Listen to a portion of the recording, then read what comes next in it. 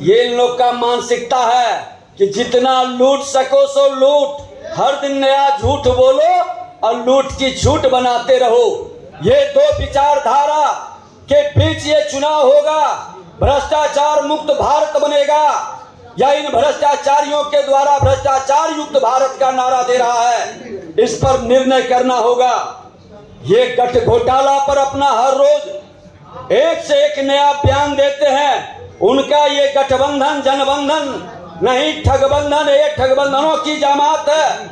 लेकिन कि कल रामलीला मैदान में जिन भ्रष्टाचार के भाईचारा का डेली सौंप देखा, हमने देखा कि भ्रष्टाचारी किस घमंड से अपने भ्रष्टाचार का जो जस्टिफाई कर रहे थे कि समाज को कोई खोखला कर रहा है, तो वो जातिवादी राजनीति और राष्ट्र को कोई खोखला कर रहा है, तो भ्रष्टाचारी मानसिकता के लोग उनका जो देश को लूटना चाहते हैं, क्या आप उसके साथ चलना चाहते हैं?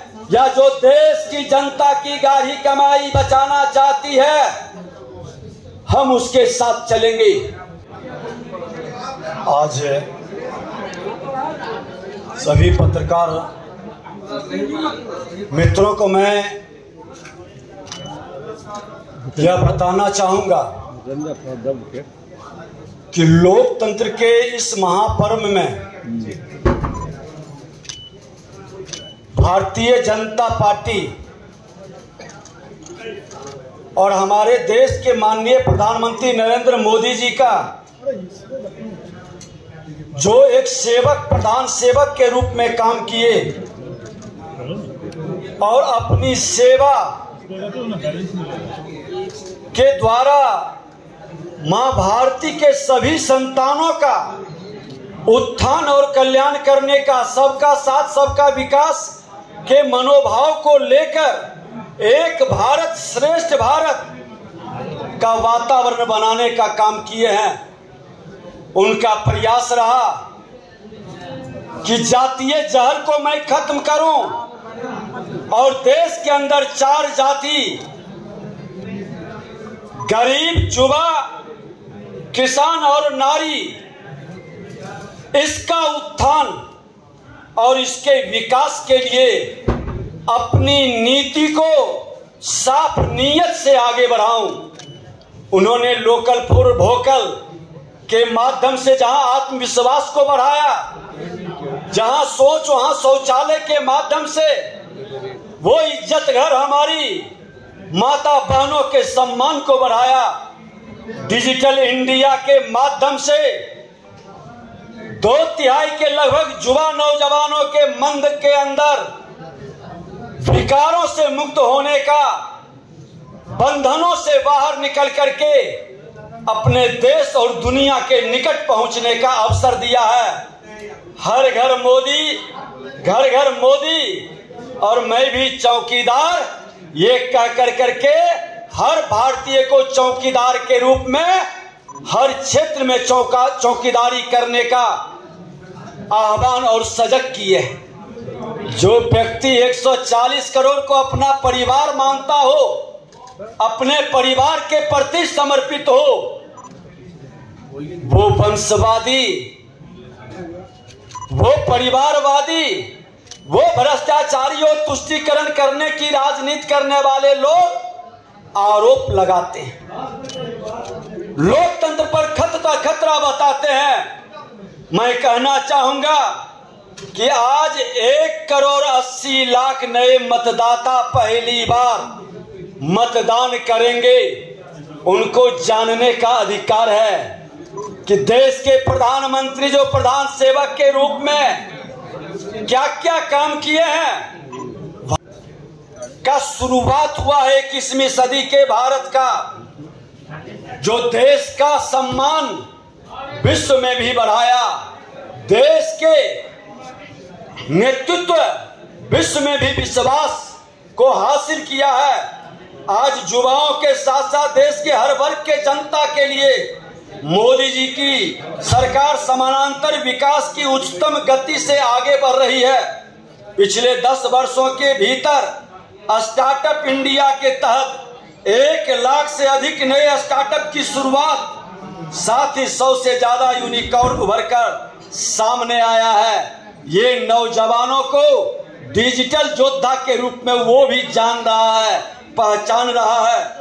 पीएम आवास योजना के तहत 4 करोड़ परिवारों को लाभ मिला। 80 करोड़ से अधिक लोगों को भूख से नहीं मरने दिया गया। ये भारत के प्रधानमंत्री जी का गरीबों के प्रति एक समर्पित भाव और गरीबी उन्मूलन के लिए एक बड़ा संकल्प है। उज्ज्वला योजना के तहत 10 लाख करोड़ लोगों को एलपीजी कनेक्शन दिया गया। जल जीवन मिशन के अंतर्गत लगभग 14 करोड़ ग्रामीण परिवारों को लाभ पहुंचा है। स्वच्छ भारत अभियान के तहत लगभग 12 करोड़ शौचालय का निर्माण। नई शिक्षा नीति के तहत भारतीय मूल्यों पर आधारित आधुनिक शिक्षा प्रणाली का कार्यान्वयन सुनिश्चित किया गया। लोग अपनी सांस्कृतिक विरासत को भी जाने और अपने विरासत से प्रेरणा लेकर ठहरी हुई विरासत को आगे बढ़ाने का एक नए संकल्प को साकार आज के युवा करे। ये नई शिक्षा प्रणाली के तहत देश के प्रधानमंत्री जी ने किया। 390 नए विश्वविद्यालय, 7 नए IIM, 7 नए IIT, साथ ही 15 एम्स की शुरुआत पिछले 10 वर्षों में मोदी सरकार की उपलब्धि है।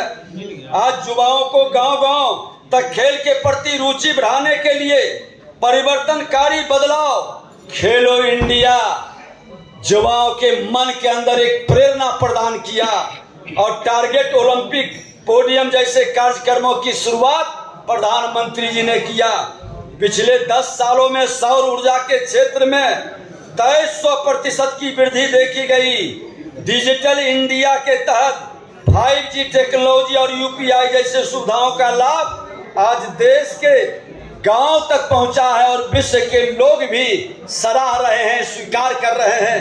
आज G20 का शानदार आयोजन भारत के अंदर कर करके विश्व के विश्वास पर भारत की प्रगति को जिस तरह से इन्होंने रखा है, लोगों ने स्वीकार किया है कि भारत विश्व गुरु की ओर कदम बढ़ा चुका है। भारत का मान सम्मान भी बढ़ा है। आज नारी शक्ति बंधन अधिनियम के तहत संसद और राज्य की विधानसभाओं में 33% का आरक्षण सुनिश्चित किया गया है। मैं आपको बता देना चाहता हूं कि आज बिहार को जनधन खाता 6 करोड़ से ऊपर, आयुष्मान भारत 1 करोड़ से ऊपर, उज्ज्वला योजना 1 करोड़ से ऊपर, किसान सम्मान निधि 82 लाख से ऊपर, अन्य योजना 8.5 करोड़ से ऊपर, जल जीवन मिशन 1.6 करोड़ से ऊपर बिहार के अंदर चल रहा, स्वयं सहायता समूह 1.27 करोड़ महिलाओं के लिए और 36,032 करोड़ ऋण भी उपलब्ध कराया गया। प्रधानमंत्री आवास योजना के तहत 32,000 करोड़ रुपए से कुल 55.33 लाख मकानों का निर्माण किया गया। पीएम विश्वकर्मा योजना के तहत आज 2.5 लाख आवेदन प्राप्त हुए हैं। करोड़ ऋण युवाओं को दिया गया। 10 सालों के अंदर विकास की गति कई गुना बढ़ी। युवा साथियों को पहला वोट अगर जो देना है तो वो भी अब तय करेगा कि जो विकास की गति बढ़ाता है, जो भ्रष्टाचार मुक्त भारत बनाता है, जो देश का मान सम्मान स्वाभिमान बढ़ाता है, हम उसके साथ कदम बढ़ाएंगे। मित्रों, मैं कहना चाहूंगा कि कल रामलीला मैदान में जिन भ्रष्टाचार के भाईचारा का डेली शॉप देखा, हमने देखा कि भ्रष्टाचारी किस घमंड से अपने भ्रष्टाचार का जो जस्टिफाई कर रहे थे, कितने आत्मविश्वास से बोल रहे थे भ्रष्टाचार हटाओ, मगर ईडी गठबंधन के नेता कहते हैं कि भ्रष्टाचारी को बचाओ। एक तरफ लोकनायक जयप्रकाश नारायण ने जिन लोगों को संकल्प दिलाया था और जननायक कर्पूरी ठाकुर ने कहा था कि समाज को कोई खोखला कर रहा है तो वो जातिवादी राजनीति और राष्ट्र को कोई खोखला कर रहा है तो भ्रष्टाचारी मानसिकता के लोग आज दुर्भाग्य से ईडी गठबंधन में ये जातिवादी जहर का लहर चलाने वाले लोग की जमात परिवारवाद को अब जनता की गाढ़ी कमाई या कुछ संपत्ति लूटकर भ्रष्टाचारी वातावरण बनाने में एक बड़े नायक के रूप में एक से एक उभर रहे हैं।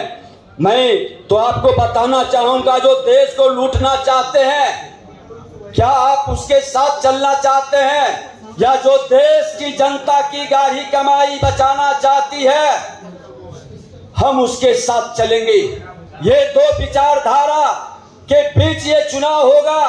भ्रष्टाचार मुक्त भारत बनेगा या इन भ्रष्टाचारियों के द्वारा भ्रष्टाचार युक्त भारत का नारा दे रहा है, इस पर निर्णय करना होगा।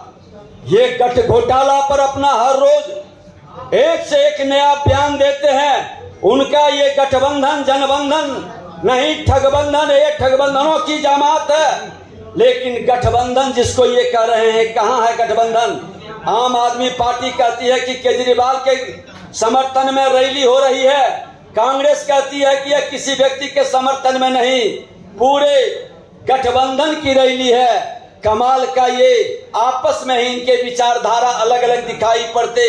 कांग्रेस आम आदमी पार्टी दिल्ली में इलू इलू करते हैं तो पंजाब में हम आपके हैं कौन, ये भी बात चल रही है। पश्चिम बंगाल में ममता ने साथ लड़ने से इनकार कर दिया, बिहार में आरजेडी ने अपना उम्मीदवार घोषित कर दिया, कर्नाटक में और उद्धव ठाकरे अपने अपने उम्मीदवार पहले ही घोषित कर चुके। कांग्रेस आम आदमी पार्टी छोड़कर सांसद और विधायक जा रहे हैं। उत्तर प्रदेश में कांग्रेस का कोई भाव नहीं दे रहा। ये लोग का मानसिकता है कि जितना लूट सको सो लूट, हर दिन नया झूठ बोलो और लूट की झूठ बनाते रहो। मैं आपको कुछ जानकारी दे दूं कि इनका ये 10 साल के अंदर गठबंधन और विपक्ष की क्या भूमिका रही, क्या सकारात्मक विपक्ष की इन्होंने भूमिका निभाया है। मोदी जी को गाली देने का, देश को बदनाम करने का, हिंदू धर्म को गाली देने का, ये जम करके घोटाला करने का, जांच एजेंसियों को हतोत्साहित डुमरलाई या उसके नोटिस को इग्नोर करने का, कार्रवाई हो तो कोर्ट पहुंच जाने का, कोर्ट फटकार लगाए तो विक्टिम कार्ड खेलो, देश के लोकतंत्र पर खतरा बताओ, जनता को गुमराह करो। सारे चोर इकट्ठे हो चुके हैं। जोर जोर से कौन बोलता है, कौन मचाता शोर है, ये पूरा देश जानता है। छाती पीट पीट कर भ्रष्टाचार बचाओ की रैली कर करके ये भ्रष्टाचार